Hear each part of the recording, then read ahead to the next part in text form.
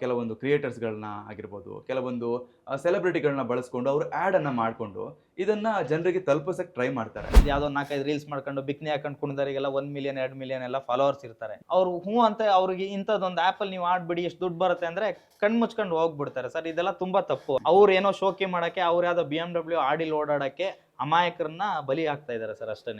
ನೀವು ನೋಡಿರ್ಬೋದು, ಈ ಕೆಲವೊಂದು ಆಡ್ಸ್ಗಳು ಬರ್ತವೆ, ಯಾರೋ ಮುದ್ಕ ಯಾರೋ ಮುದ್ಕಿಗೆಲ್ಲ ಅಲ್ಲ ಯುವಕರಿಗೆ ಲಕ್ಸುರಿಯಸ್ ಕಾರ್ಗಳನ್ನ ಕೊಡ್ತಾರೆ, ದೊಡ್ಡ ದೊಡ್ಡ ಕ್ಯಾಶ್ ಪ್ರೈಸ್ಗಳನ್ನ ಕೊಡ್ತಾರೆ. ಇವೆಲ್ಲ ಫೇಕ್ ಹಾಗಾದ್ರೆ?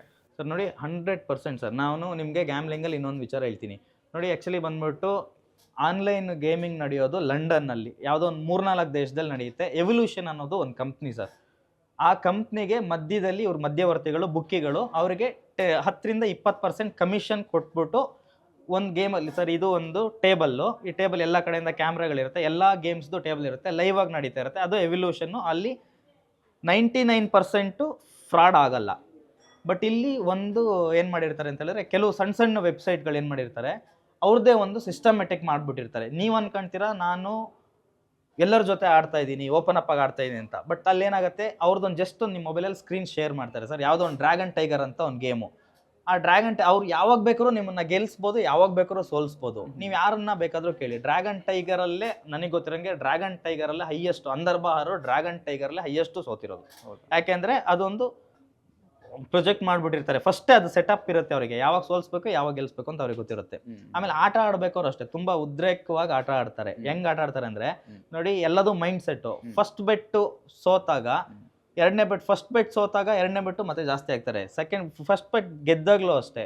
ಇವಾಗ ಹೆಂಗಾಗತ್ತೆ ಅಂತ ಹೇಳಿದ್ರೆ, ಅವ್ನು ಒಂದು 2 ಬೆಟ್ ಕಂಟಿನ್ಯೂ ಸೋತ ಅಂತ ಹೇಳಿದ್ರೆ ಅಲ್ಲಿ ಎಷ್ಟಿರುತ್ತೆ ಬ್ಯಾಲೆನ್ಸ್ ಅಷ್ಟನ್ನು ಹಾಕ್ಬಿಟ್ಟು ಆಡ್ಬಿಟ್ಟು ಸೋತ್ಬಿಡ್ತಾರೆ ಸರ್.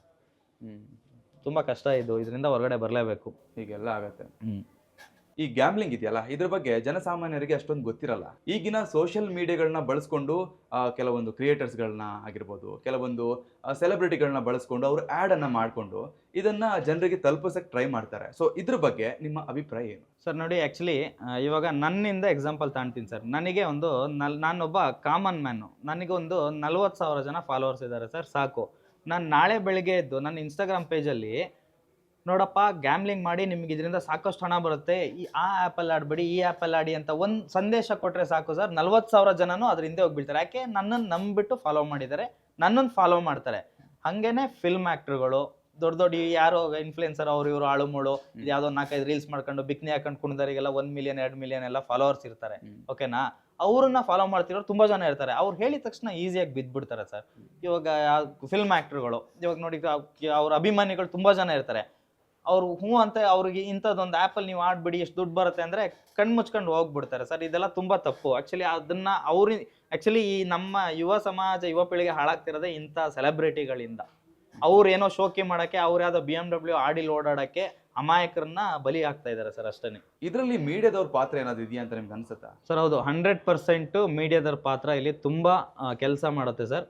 ಇದನ್ನು ತುಂಬ ಸೀರಿಯಸ್ ಆಗಿ ಮೀಡಿಯಾದವ್ರು ತಗೋಬೇಕು ಸರ್. ಮೀಡಿಯಾ ನೋಡಿ, ಯಾರೋ ಒಂದು ಬಿಕ್ನಿ ಹಾಕೊಂಡು ಕುಣಿಯಳನ್ನ ಅಥವಾ ಯಾರೋ ಒಂದು 3 ಮದುವೆ ಆಗಿರೋಳನ್ನ ಕರ್ಕೊಂಡು ಬಂದವ್ರು TRPಗೋಸ್ಕರ 3 ದಿನ ನ್ಯೂಸ್ ಮಾಡ್ತಾರೆ ಸರ್. ನಾಚಿಕೆ ಆಗ್ಬೇಕು ಸರ್ ಅವರಿಗೆ.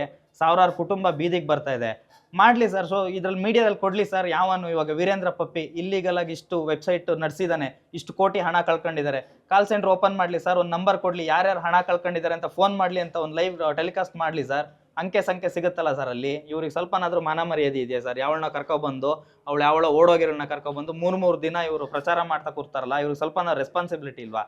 ಇದೇ ಥರ ಆದರೆ ಸರ್, ಇದೇ ಥರ ಆದರೆ ನಾವು ನೋಡಿ ಎಲ್ಲ ಜನಗಳನ್ನ ಒಂದು ಕಡೆ ಸೇರಿಸ್ಕೊಂಡು ಈ ವಿಧಾನಸೌಧಕ್ಕೆ, ಪೊಲೀಸ್ ಸ್ಟೇಷನ್ಗೆ ಇಲ್ಲೆಲ್ಲ ಮುತ್ತಿಗೆ ಹಾಕೋದಲ್ಲ, ಮೀಡಿಯಾಗೆ ಮುತ್ತಿಗೆ ಹಾಕ್ತಾರೆ ಸರ್. ಸದ್ಯದಲ್ಲಿ ಮೀಡಿಯಾ ನುಗ್ಗಿ ಹೊಡಿತಾರೆ ಸರ್. ಹಿಂಗೆ ಮಾಡ್ತಾ ಇದ್ರಿ ಅವರು. ಅವಳನ್ನ ಬಿಕ್ನಿ ಹಾಕೊಂಡ್ಬಂದು ಕುಣಿದವಳನ್ನ ಕೂರಿಸ್ಕೊಂಡು 3 ದಿನ ಪ್ರೋಗ್ರಾಮ್ ಮಾಡಿದ್ರೆ ನಿಜವಾಗ್ಲೂ ರೋಡಲ್ಲಿ ಮೀಡಿಯಾದವ್ರಿಗೆ ಹೊಡಿತಾರೆ ಸರ್, ಕ್ಯಾಮ್ರಾಗಳನ್ನ ಹೊಡೆದಾಕ್ತಾರೆ ಸರ್.